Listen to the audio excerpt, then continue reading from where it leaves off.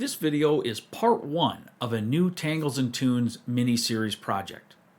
Over the next several videos, we'll be learning 3 different tangle patterns that have been requested by viewers, along with a cartoon element that's also been requested. At the end, we'll combine all of these different elements into a really fun sci-fi scene. So today we're going to start with the first tangle pattern, and I hope that you'll join me. So grab your pen, paper, and pencil, and let's get started. I'm working with a 2" by 2" bijou tile. You can use any size of paper, but for purposes of staying focused on the tangle pattern and not being concerned about a composition, I'm working in a smaller size that allows us to do it also more quickly. So grab your pen. I'm just using a Micron 01, and we're going to begin. Now this Membranart tangle pattern, as the name would imply, is supposed to simulate a membrane of sorts that is stretched over an area or an object. So we're going to start by just drawing some simple U-shaped lines that connect to the outside edge of our drawing surface or the designated area that you are drawing on your paper. These are random in the sense that they can have different spacings, they can be different sizes, different angles. They don't have to be the same, but they should have the same idea. And that is we're creating, as you can see by drawing these, we are also creating little fingers or edges or feelers that look like they're stretched out to the edge of this paper. And that's exactly what we want. We want to create the outside edge of what would appear to be a membrane, making its way pulled and stretched all the way across this little miniature tile. And so it's literally that simple. And you can draw yours in any way you'd like, but this is just a basic example. Now the next step will be to create some holes that allow us to see through our membrane. So we can draw these in any shape and size that we'd like, but we want to put a few of them around here in a way that might be interesting, might create a fun little pattern as we look at it.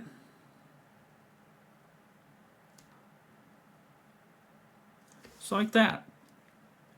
And so we've created this little membrane now, stretched, if you will, across our paper, and now we need to ink in the background. But before we do that, let's embellish it just a little bit. Let's assume that this membrane is maybe, falling apart, or maybe we're going to make our outer space version of it here. So we want to draw some orbs. Here's one just kind of peeking out behind there. Maybe it's the rest of it's behind here. And we've got another little piece floating out like that. Maybe we've got a couple other little spots or orbs that make their way around here. Maybe they even overlap a little bit. We're going to create some visual interest to this is what the idea is. Just something other than just a membrane. We're also going to have these little pieces, and we can imagine whatever we'd like. Maybe they, like I said, they're breaking off of the membrane, or maybe they're what comes together and makes a membrane. Who knows? We're having fun with it is all we have to worry about.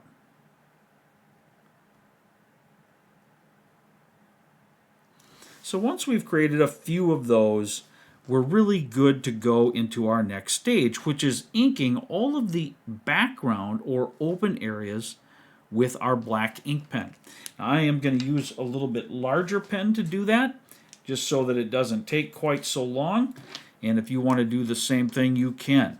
I'm using here a number 10, and just going to ink in these areas as carefully as I can to preserve that membrane shape. But I just need to create that black background. So we're going to do that with all of those areas.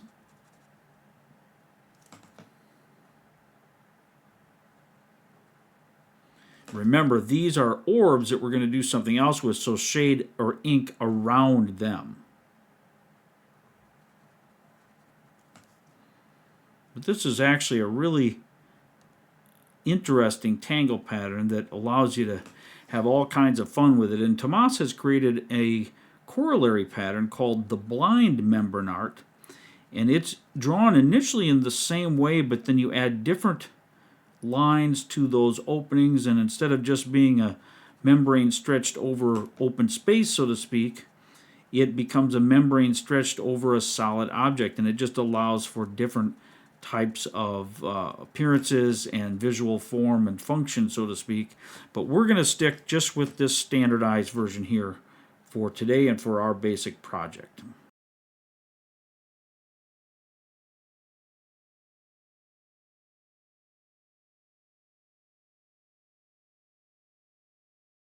So we've completed our inking process and have the entire background colored in. So now it's time to add some shading. So we're going to take our pencils. I'm going to use just a standard mechanical pencil here, and we want to add some edge shading to some of these openings or holes and to the edges of our membrane. This will give it the appearance of dimensionality, like there's a thickness to it or some sort of form that's causing a shadow to be cast. So what we'll do to make it as simple as possible, we'll add a little bit of an edge, or a graphite rather, around these curved areas. And don't get bogged down into light sourcing and all that sort of thing right now, because we want shadows all around this that will help convince us of its dimensionality. And so what I'm trying to do here is just create a little bit of what might appear to be a beveled edge when we're all done by adding some graphite around these corners or these curves, not around the entire thing, but just kind of up top here, top or bottom, depending how you're looking at it. And once we get all of those done, we'll do here, and we're going to do it around just the top portion of these holes. However you drew them and however many, just do it around the top portion, or what you might imagine to be the top half or so. If you drew funny shapes like I did here, maybe you'll have to guess at what would be the top half of that. Now once we do that, we're going to move to our blending. So I got my paper stump or tortillon, and I'm just going to gently fade this outward around that side that I put the shadow on, and leave the other side as untouched as you can. That will be the side maybe that's catching some light. Again, don't worry about light sourcing, but we tried to be consistent here with these holes so that our eye could be fooled. If the light's coming this way and there's a thickness to this, it would, as that edge rounds downward to the background, it's going to create a little bit of a shadow. But this side, the bottom side, is catching the light. So I don't want you to be too worried about that, but I want you to understand why this effect works, or why it is that it seems that way. And so right off the bat, whoops, I made a little flub there I didn't want. So we want to give that impression. Now, how is it going to work if we're doing the same thing here? Well, that's where the light sourcing kind of goes by the wayside, and we're now just fooling our eye to think that there's a beveled edge here, that because there's dimension to it, it's creating a shadow. It's casting a shadow when the light's in. Maybe the light's kind of coming straight down on it or whatever, but that's where you don't... If we did that consistently, we'd have to be very careful about where we put our shadow lines and so on, and I just don't want you to be worried about that right now. It can be really fun part of art and a very helpful part of lifelike shading, but this isn't real life. This is a simple Zentangle pattern that I want you to have fun drawing without the stress, and that we're going to incorporate in a very similar fashion into our final drawing for our project. So we just need to understand how it works, what we're going to do with it. Now we've got our little orbs here in the background. Now this is quite a small drawing, so the realistic shading on these orbs is going to be a little more difficult, but I'm going to try to shade just the bottom of each and maybe where they overlap if that's necessary, because I want to create a sense of roundness in this shape. So I'm trying to retain that even at these smaller sizes. I'm adding some shadow where they overlap and then just trying to blend a little bit of shape and form into it by adding that shadow. Very subtle little shadow. And you can see that hopefully you can see that it does have that desired effect, but it is admittedly difficult at this very small size that I'm using. But we can still pull off that look, and it allows us to see that really cool thing. Now, we can add one additional embellishment using a white gel pen. That's all I've got here. I'm just going to add a few dots and small orbs, too small to add shading to, here and there, like we're looking through this and maybe gazing into deep space or something like that. So just creating some little bits of stars in the background, if you want to think of it that way. And that's where I'm just using this gel pen very lightly to help embellish this a little bit.